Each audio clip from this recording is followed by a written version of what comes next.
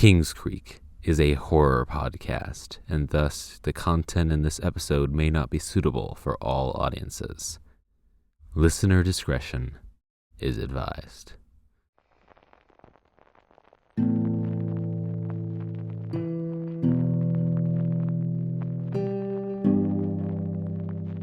You are now entering Kingscreek.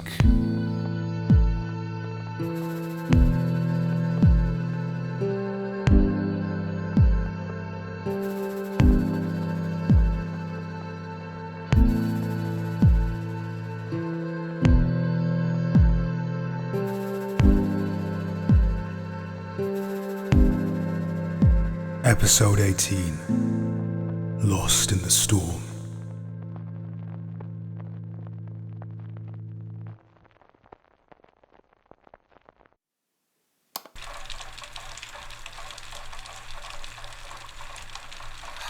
How long is it going to take? Feels like we've been waiting out here for hours. Just about, actually.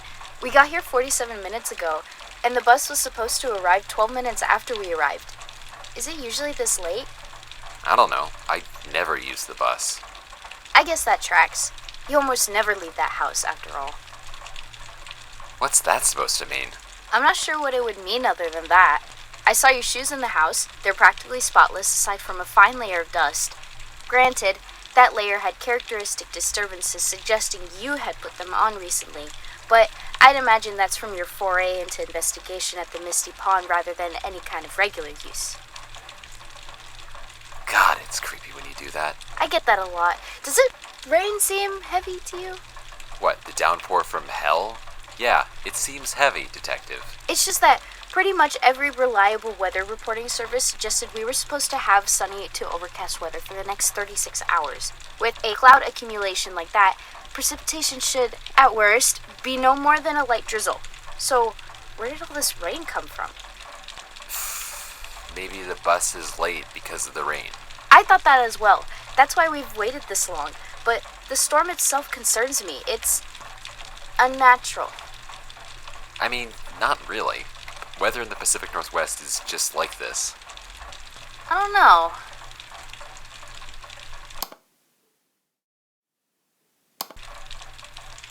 We should head back, I think. What? Why?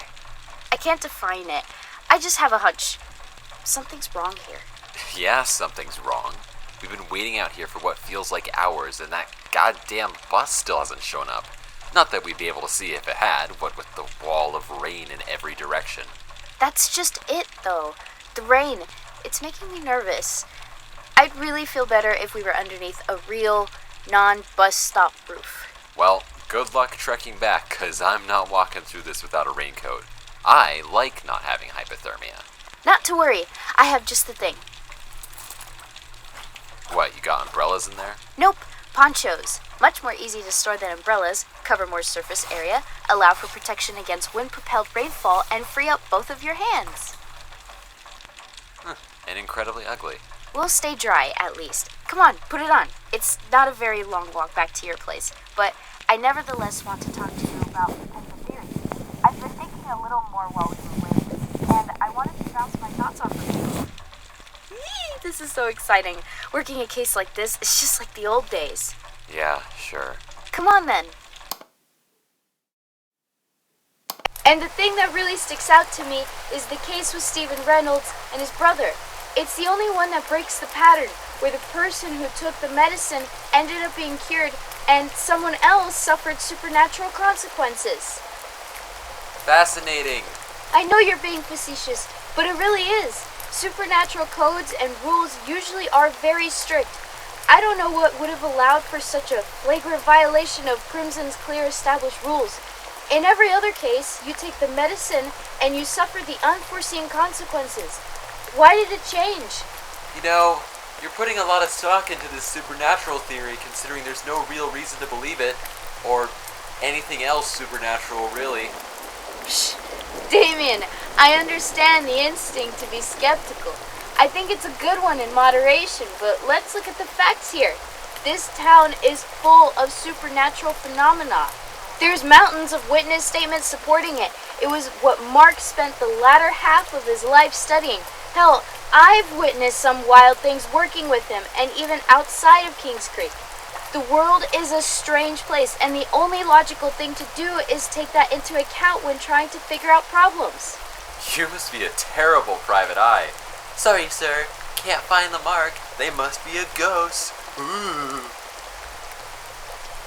I feel like you're really not taking this seriously at all.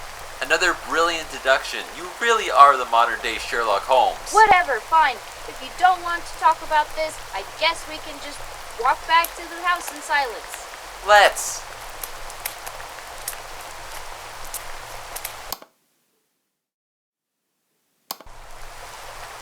We really should be back by now. Doesn't this feel strange to you? Oh, brother, what is it with you? You sound like the lady that freaked out over rain in one of Uncle Mark's files. Wait, what? Yeah, there was this file that had this email from a lady a few years back where she said she had to miss work because she got lost in an evil rain dimension. It was pretty wild even by Uncle Mark file standards. Oh, no. Something wrong? Is something wrong? Look at this. What is that? A compass? It looks broken. The needle's flying around like crazy. It's not. It's brand new. I just tested it this morning. Now it's freaking out, which means... Oh god. What, did you get scammed or something? No! It means we're not in a place where the magnetic field of the planet is in effect. We're not in our world anymore. Okay, this is taking it a bit far. Let's be serious now. I am being serious. We're in serious shit now, Damien. Look, I could take this whole act when it was about ghost hunting or whatever, but this is getting silly. This isn't like when you were a little girl and Uncle Mark was playing Scooby-Doo with you. What are you going on about? Aren't you reading these files, recording them for your podcast thing? Yeah, I was, because it seemed like a fun little project to remember him by. Silly little ghost stories he'd collected and was trying to follow up on. But now, the more I talk to you and the people in this town and the more that I read, I'm just convinced you're all suffering from some kind of insane mass delusion. I mean, really. I had to listen to some tech loser go on about how he had his thumb bitten off by a demon baby, and that was before I met you. Me? Yes, you. You're the worst of them all, you know. You've grown up with this delusion, and now you're feeding into it. Don't think I don't know who you are. Sarah Hickman, daughter of Marvin Hickman, the lawyer who suckered a grieving father into giving up his own savings to pursue this crack crimson apothecary's theory and get revenge for his daughter. What a leech. And you're just like him. You're a private investigator, and all you do is chase monsters. You even went so far as to prey on my uncle in the middle of his mental decline. Mental decline? He had a stroke, it makes sense. And your whole family made money off these people. That's how you got sent to an overseas school. Lawyer money. Okay, I've taken a lot of shit from you, Damien, but this is a bridge too far. What the hell is your problem with me? Because I know it's not this cockamamie about a scam. You haven't liked me ever since we met outside Mark's house. Tell me, honestly, what did I ever do to you? Haven't you been listening to me? You swindled my uncle, you tricked him into buying into your bullshit about paranormal activity, and then you ruined him. Your own argument isn't even internally consistent.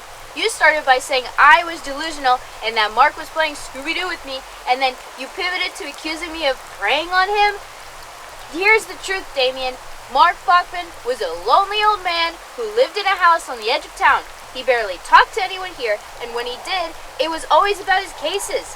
And, for the record, his life didn't start in Kingscreek. He was looking into the paranormal before I was even walking.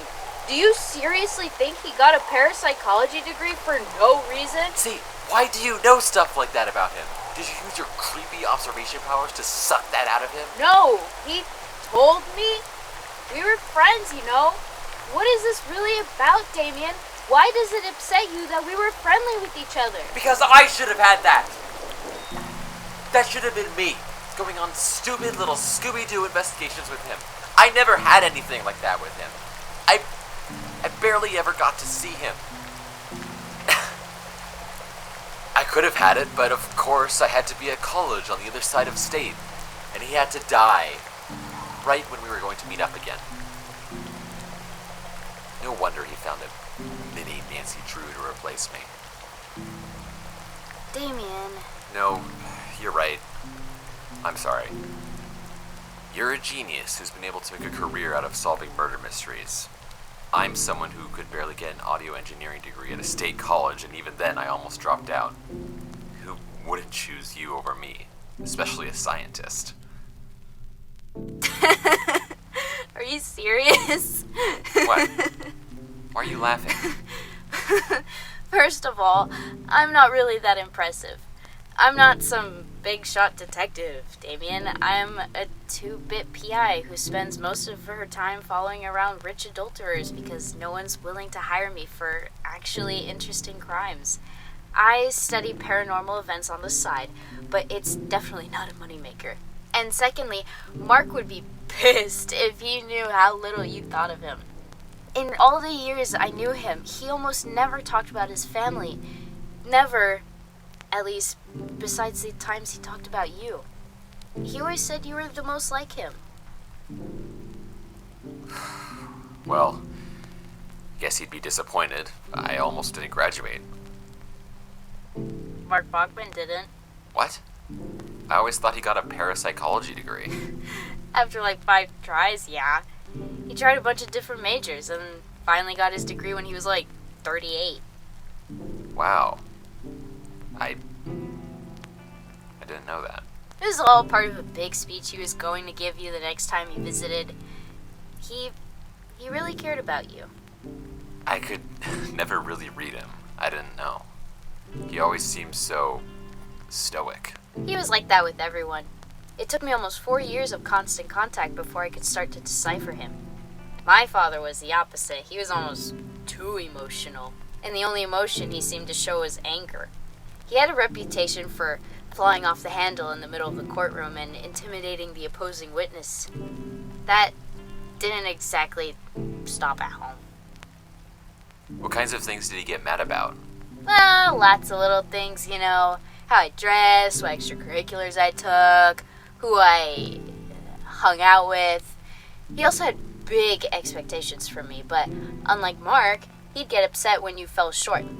Needless to say, he wasn't a big fan of me cutting glasses to go after forest cryptids. And after the thing with Ripley, he decided enough was enough and shipped me overseas. I honestly don't even know if he's still alive or not because once I became a PI, he cut off contact. Seems like a nice guy. Yeah, real supportive too. Who was Ripley? What? Ripley Morales. She was a friend who I knew in high school. But what happened with her that pissed off your dad? Did she, get you into trouble or sell you drugs or something? No, nothing like that. He just didn't like how close we were. Oh.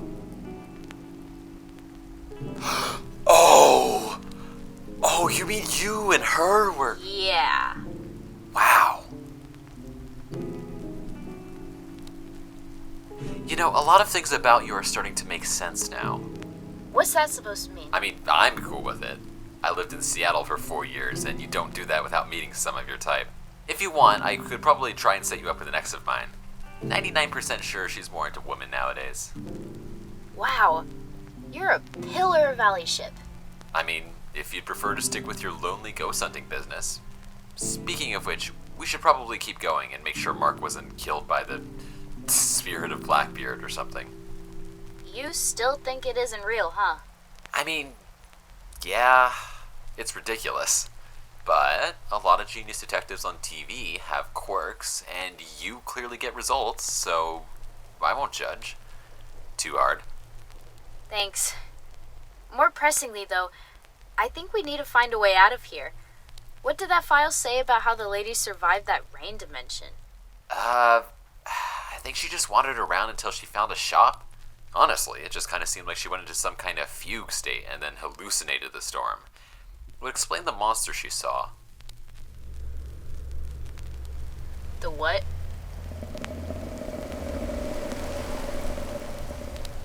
What was that? Is that thunder?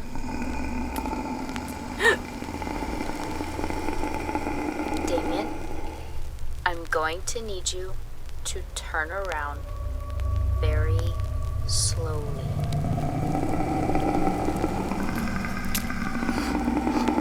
Oh my god! What the fuck is that? Quiet! Damien, listen to me. I need you to do exactly as I say. Is that a gun? When I give you the signal, I want you to run. I'll draw its attention. I just need you to book it as far as you can in the opposite direction. Got it? What? What about you? I'll be fine. Just do it, okay? Ready? No! Well, too bad. Now!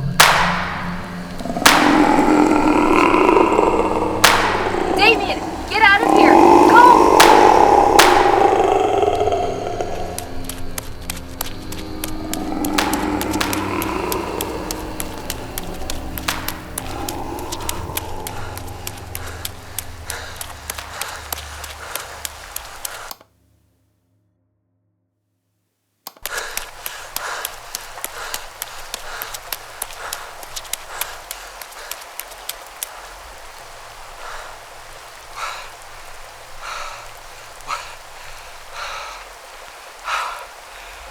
What was that thing? Does this mean that the file? God, Sarah, why did you do that? We should have stuck together. We're lost in this place, and now we're separated. What if I'm stuck here forever? Oh God, What?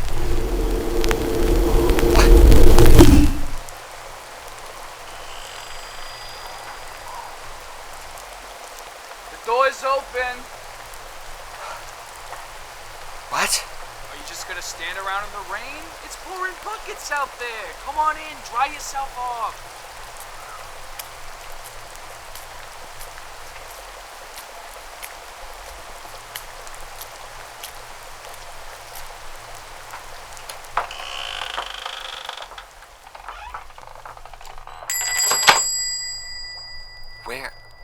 Where am I? What is this place? Whoa, slow down there, sweetheart. You've been through a lot. Why don't you take off your poncho and sit down at the chair in the back? Wait, what about my friend? She's still out there. We have to help her. I'm sure she'll be fine. Sarah could always handle herself. But Come into the back. It's more comfortable there. I'll make us some tea.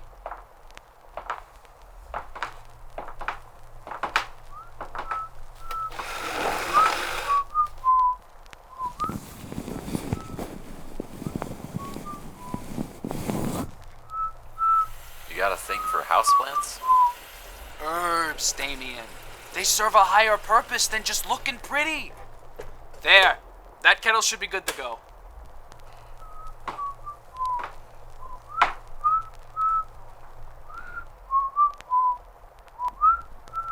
How do you know my name? Oh, Damien, haven't you figured it out already? I would have thought the descriptions of my shop would have given it away. Then again, I suppose the red hair never made it through to the descriptions. Typical. My customers always ignore my best feature. All they see is the bald spot. Red hair? Yes. Surely you didn't think the name Red Sal came from nothing, did you?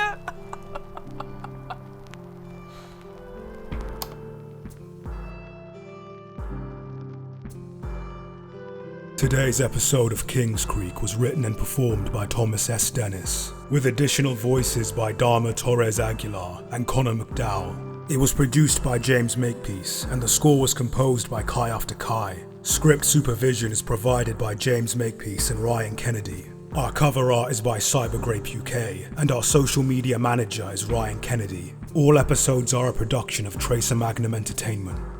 If you'd like to support the show, rate and review us on Spotify, Apple Podcasts, Castbox, or whatever service you use to listen to our show. It helps tremendously and ensures we're seen by more and more of the unsuspecting public. If you'd like to get in touch with us or become involved with the community, join our Discord server, post on the r/Kingscreek subreddit, or follow us on Blue Sky, Instagram, TikTok, and Tumblr, all under the handle @KingscreekOfficial.